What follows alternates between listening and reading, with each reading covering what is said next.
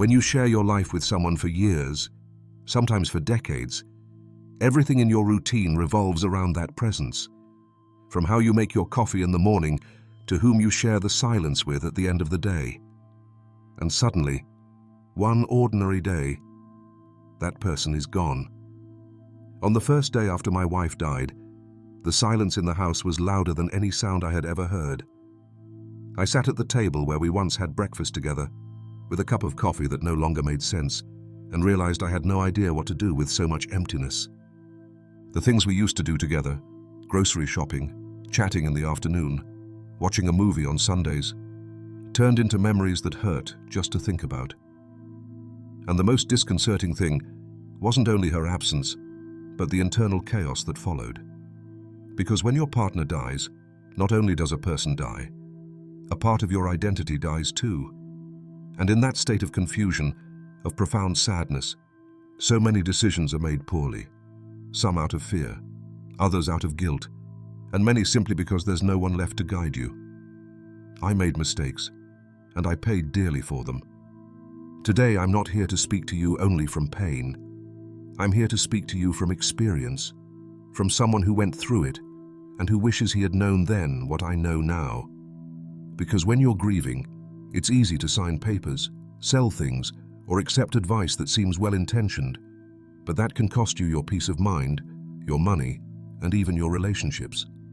That's why, in this video, I'm going to tell you about the 3 most common and costly mistakes people make after losing their partner.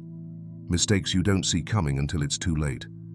And I do it in the hope that if you find yourself in that difficult moment, you can avoid the added burden of a bad decision.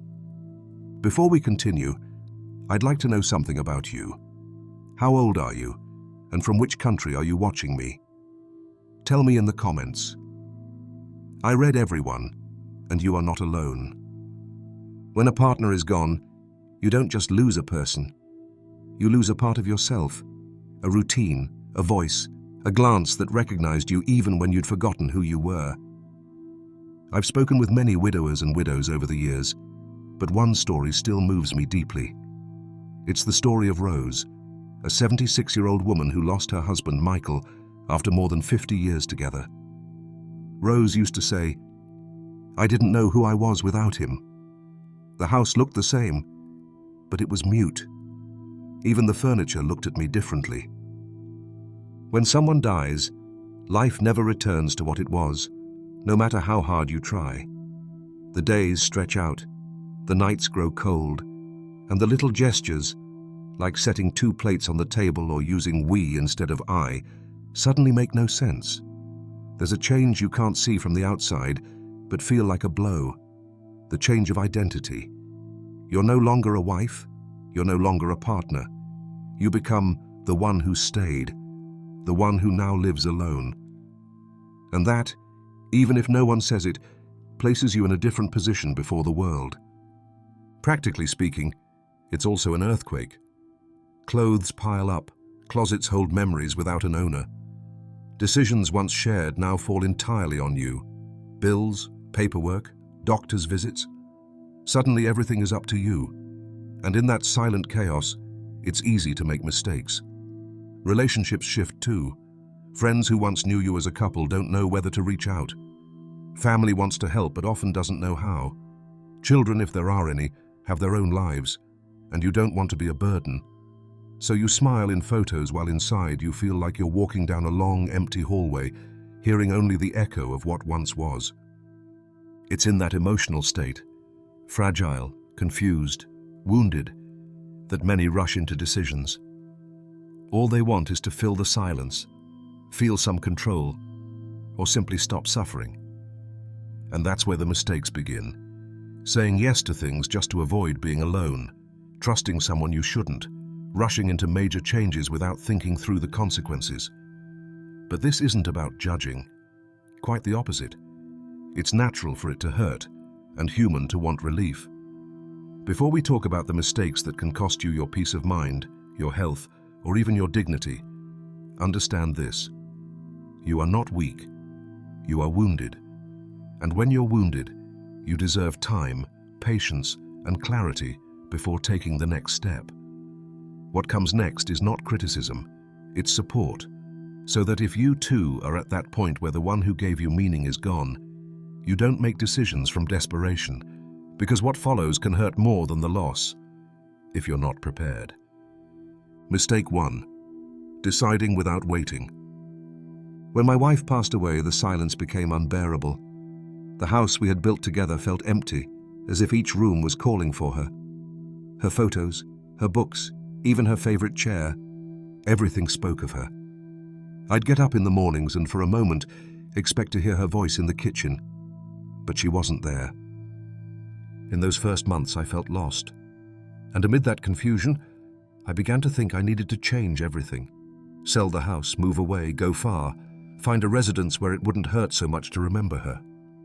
And that's what I did. I sold the house. I gave away important things without thinking. I spoke with a social worker, visited a couple of residences, and in less than 4 months, I had signed the contract. I moved believing I was starting over, but I didn't realize I was making decisions with my heartbroken mind, not my head. This error is all too common, though few admit it. When we lose someone, we don't only lose their presence, we lose our routine, our reference points, our emotional center. And in that fog, we make hasty choices that later prove hard, or impossible, to reverse. I met a man named Ernest. He was 76 years old. After his wife died, driven by grief, he sold his family home in under 3 months and moved to a care residence far from his children. I wanted a fresh start, he told me. But soon he realized he'd only isolated himself more. He missed his neighborhood, his garden, his favorite cafe. And when he wanted to return, he couldn't. Strangers owned the house, and the new city felt alien. Another case was Anne, an 81-year-old woman. When she was widowed, her children convinced her to move in with them. She sold her belongings, left her hometown, and relocated across the country. But she wasn't happy. She had no friends there, didn't know anyone, and though her family loved her, she felt like a permanent guest. My mistake wasn't leaving, she told me. It was not giving myself time to know if I really wanted to. That's why I share something called the year of silence, or the year of waiting. It's simply this. Make no drastic decisions in the first 12 months after a major loss. Don't sell. Don't move. Don't break from what you know. That time is for processing, not for transforming your entire life. Because grieving is one thing, but destiny is another. If I had given myself that year, I might never have made such a definitive choice. I might have sought help to adapt, instead of giving up everything we built together so soon. Don't make permanent decisions in the midst of a temporary grief. Pain distorts perspective. What seems unbearable today can be tomorrow's safe haven. What you want to leave behind now might become what you miss most later. Give yourself time. Breathe. Listen to your heart, but not when it's shattered. Sometimes we make decisions not because they're best, but because pain forces us. Exhaustion, loneliness, fear. These are dangerous advisors when you're vulnerable. I want to share 3 stories, some real, some recounted by those who lived them, but all with one thing in common. Decisions made from pain almost always have consequences. The first story is about Teresa, a 76-year-old widow living alone. Her house was large, old, full of memories. But over the years, the stairs grew heavier, repairs more costly, and the silence unbearable. One day, without much discussion, she sold it. "I'm going to a residence," she said. "That way I'm cared for and don't bother anyone." At first, everything seemed fine. Constant care, comfortable rooms, everything handled. But soon she felt like a stranger. She couldn't invite her grandchildren to sleep over, couldn't keep her plants, couldn't play her records at midnight. Her identity stayed behind in that house. "I thought I was saving myself from abandonment," she said. "But that's when I really began to disappear." Then there's Richard, an 80-year-old man who moved in with his daughter and son-in-law. They meant well, but daily life wears you down. He no longer decided what time to eat, couldn't invite friends without warning, and felt awkward getting up at night to use the bathroom and waking the baby. Before long, he had emotionally moved out long before physically. "I wanted company," he said, "but I ended up feeling like a piece of furniture in the way." The third story is perhaps the hardest. Angela was 73 when she met a widower online. They married within months, but after the wedding he began to change, controlling her money, limiting her outings, criticizing her friends. What started as love became a cell disguised as commitment. She'd already given up her apartment and her circle and didn't know how to escape without losing everything. I was seeking love, and I found loneliness with witnesses. These stories aren't meant to discourage, but to warn. Pain pushes us to act, but not always in the right direction. In fragile moments, the easiest choice is rarely the wisest. If you're in a difficult spot, feeling you can't go on alone, don't decide immediately. Breathe, listen, ask. There are different paths. Some require time, others need truth, but all need calm. Mistake 2, trusting others blindly. One of the hardest truths to learn, sometimes too late, is that not everyone who says they love you knows how to care for you. They may not mean harm, they may just not know. I learned this the hard way. After I was widowed, my children helped me with bank matters, bills, paperwork. I was grateful. I felt supported. Then one day, they placed a paper before me. "It's just so we can help you better, Dad," they said. I didn't read it. I signed. I trusted, because they were my children. Nothing disastrous happened, but later I discovered that signature had handed them broad power over my finances. Thankfully, they didn't abuse it, but it was a wake-up call. Others weren't as lucky. I met Ernest at the senior center. He was 79 and widowed. After his wife died, a nephew offered to manage the sale of the house so Ernest could move to a smaller flat. Ernest signed documents without reading much, and the nephew pocketed most of the proceeds, leaving Ernest in a much poorer residence than he'd imagined. The worst part wasn't losing money. It was losing trust, being betrayed by family, and having to admit you opened that door by not pausing to read, ask, or think. This mistake is more common than we think. Many seniors unknowingly cede houses, bank accounts, medical decisions, even legal guardianship.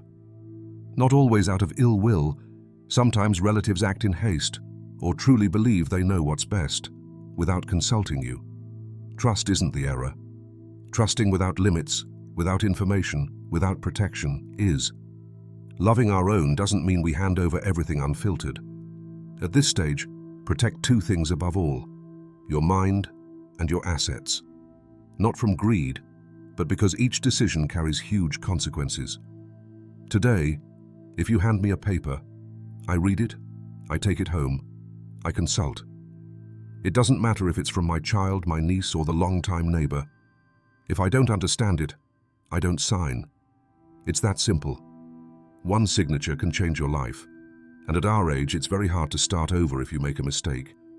One of the hardest truths, and one I learned late, is that often it's not us who make life's biggest decisions, but those around us. When I first mentioned moving to a residence, it wasn't my idea. My children, lovingly, kept bringing it up. "Dad, you should be in a place where they can care for you better. You'll have company all day. We'll feel less worried." Over time, it stopped being suggestions and became plans, residence visits, brochures about more comfortable options, conversations about my future, without asking what I wanted. I know they meant well. I don't doubt their love. But what they fail to see, and what many children overlook, is that, at a certain age, the last thing you need is someone else deciding for you. At that point, your ability to choose is all that remains. Take that away, and you begin to fade. The hardest part is that we, the older adults, often go along out of fear, guilt, or not wanting to seem a burden. We say yes when inside we want to say no, accept things that don't convince us just to keep everyone comfortable. I remember one night after a call with my daughter insisting it was for the best, I hung up and stared out the window. The silence hit me like a blow. I felt invisible, not because they didn't love me, but because no one asked if that was what I wanted. Emotional pressure at that age is subtle, but relentless. Phrases laced with tenderness weigh more than a shout. "We just want what's best for you" becomes a gentle push towards someone else's plan. And amid that physical exhaustion and emotional fragility, it's easy to give in. Say yes to avoid conflict, to spare disappointed looks, to avoid seeming selfish. But I tell you with all my heart, you don't owe important decisions to anyone but yourself. Not your children, not your grandchildren, not well-meaning neighbors. You are the one who will wake up each morning with the consequences. If you've ever felt pressured to say yes to something that doesn't sit right, a residence, a change, surrendering your independence, stop. Listen to yourself. If you don't defend your own will, no one else will. Mistake 3, clinging to the past or living as if nothing changed. There's a silent trap many of us fall into as we grow older. Living as if nothing has changed, as if time hasn't passed, as if the people we loved might still walk through the door at any moment. Clinging to the past doesn't always look dramatic. Sometimes it's simply keeping your late husband's coat on the hook for 20 years, afraid to remove it. Or leaving your wife's shoes under the bed exactly where she left them. Or leaving a coffee cup on the breakfast table, just in case she returned. I know a woman named Carmen. She's 79 and was widowed at 58. Her husband, Frank, died of a sudden heart attack one rainy night. From that day on, Carmen refused to move a single object. The house remained unchanged. Clothes in the closet, bills piling up in a drawer only he understood. She never changed beds, never entered the kitchen because he was the cook. She ate bread and cheese every day, slept in her robe, and waited. Not because she thought he'd return, but because she didn't know how to rebuild her life without him. That void filled with routine, fixed memories, untouched objects. The past became a refuge, but also a prison. Clinging to the past can seem like an act of love, but often it's a subtle form of self-neglect. Neglecting yourself because you feel nothing has meaning without what was lost. And it's not just about grief. It happens practically too. I know people who haven't changed their bank accounts in 30 years, or who won't sell a car they no longer use because it's the same old car. People afraid to handle paperwork, review their pension, or check their insurance, lest they shatter the stability they built decades ago. But the world goes on, life changes, and if we don't adapt, we end up in limbo, no longer part of the past, yet never moving toward the future. Clinging to what was, without making room for what might come, is a slow way to disappear. It's not about forgetting, it's about honoring what was, without getting trapped in it. Perhaps the first step is as simple as taking that box down from the closet, letting a bit of light into a closed-off room, or changing your routine, even if it's scary. Because when you dare to let go, life, even a small life, begins to move again. How to face grief with wisdom. Grief is not an illness. It is not a problem to solve. It is a human, profound, natural, but painful process. And perhaps the most important lesson I've learned is this. It's not about getting over it or turning the page. It's about integrating the loss, learning to live with it without letting it drag you under. When you lose someone you shared your life with for decades, not only does the person vanish, but a routine, a purpose, a part of you disappears. Suddenly you're eating alone, sleeping alone, making decisions you once shared, and the world goes on as if nothing happened, while you're stuck in time. Here's the first thing I want you to know. Don't rush yourself. There is no one right way to grieve. Some people cry every day, others almost never. Some need to talk endlessly, others prefer silence. Whatever your path, it's okay. The only thing you mustn't do is ignore it or pretend nothing is wrong, because hidden pain stays with you. I also learned you don't have to face it alone. Seeking support isn't weakness, it's wisdom. Speaking with a therapist, a clergy member, a close friend, or a support group can make all the difference. Sometimes just hearing that others share your emptiness gives you the strength to bear your own. And grief isn't just emotional. It involves daunting decisions, paperwork, inheritances, procedures, moves. That mountain can feel impossible when you're broken inside. So here's another tip. Pause before each major step. Don't make life-changing decisions in the peak of your pain. Wait. Breathe. Ask for help. You're not in a position to carry it all at once. But there is one thing you can do from day one. Take care of yourself. Eat, sleep, walk a bit, take your medications. Not because you feel like it, but because your body needs it now more than ever. And allow yourself small moments of relief, a kind conversation, a light movie, a photograph that makes you smile. You're not betraying anyone by finding a moment of peace. Over time, pain doesn't vanish, but it becomes part of you. It doesn't hurt the same. It no longer shatters everything. It transforms and finds its place in your story, your memories, your outlook. And if you're in that void right now, remember, you are not alone. Many have walked this path, and though it seems impossible, there will come a day when you can look back with love and move forward without guilt. What you should say yes to after loss. After such a profound loss, many remain stuck in an emotional pause. Everything feels pointless. Appetite fades, the house feels too big, life itself seems dim.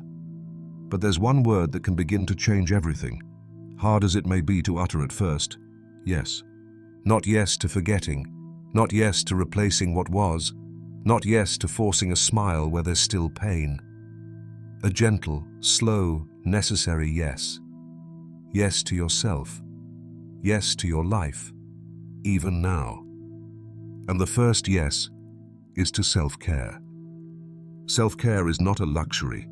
It's respect for yourself. Getting up, grooming, eating well, moving your body, seeking medical help when needed. Not to appear okay, but to build a foundation on which to rebuild. After losing so much, the first thing we often abandon is ourselves. Say yes to professional guidance too. Many seniors think therapy is for the weak or young people. But therapy isn't a sign of weakness. It's a tool of strength. Talking to someone neutral, someone who doesn't judge or know your past, can help you understand your feelings and how to live with them. The same goes for legal and financial advice. Loss brings procedures, decisions, economic changes that can overwhelm you. You don't have to face it alone. Saying yes to an expert's help can spare you headaches, or worse. And another yes many deny themselves: yes to new forms of companionship. I'm not necessarily talking about a new partner, though if a healthy one comes along, it can be welcomed. I mean new friendships, new circles, groups, volunteering, activities. You aren't betraying anyone by laughing with someone new. You aren't forgetting your spouse by allowing yourself a coffee with another person. Finally, and most importantly, say yes to living for yourself, not just for what you lost. We often stay stuck in memories of what was, living as shadows of our former selves. But you're still here. You deserve to keep writing chapters, even if the tone has changed. Life after loss isn't the same, and it doesn't have to be. It can still hold value, meaning, and moments of peace. It's not about recreating the past. It's about building something new with what you have now. And it all starts with a small yes. I've shared my story not so you'll pity me, but so you'll realize that even in life's quietest stage, there is something worth defending. Your dignity, your well-being, and above all, your voice. Living with pain is hard. Living with pain and loneliness is even harder. But loneliness sometimes teaches you to listen to parts of yourself you once silenced. It can help you see things differently. The problem is when pain becomes routine, you begin to think it's how everything ends. That isn't true. Your life isn't over. It doesn't matter if you're 60, 70, 80, or beyond. As long as you breathe, as long as you can look toward tomorrow with a bit of faith, paths remain to be walked. And no, I won't promise the pain will vanish completely or offer a magic cure. But I can assure you, pain can be transformed into strength. Sometimes that natural oil not only soothes your joints, but reminds you your body isn't broken beyond repair, that it still responds and can recover. And when the body responds, so does the soul. You begin to move, to smile more, to lift your gaze instead of keeping it down. You reclaim parts of yourself you thought lost. I've known people who at 75 began walking again, at 80 returned to gardening, at 85 learned to paint. Life doesn't end with a loss, but it can be lost if you don't wake up in time. And you are on time. You can still choose to care for yourself, to stay informed, to nurture your body and mind. You can choose to say no to abandonment, even if it looks like comfort. You can choose to share this with someone else going through the same thing. Because sometimes what someone in pain needs most isn't a cure. It's a story like this, reminding them they're not alone. So, if this video has helped you, share it with someone who needs it. Maybe your sister, your father, your neighbor, or that friend who stopped going out because of grief. Thank you for being here, for listening, for not giving up yet. I'll see you soon, hopefully with a little less pain and a lot more hope.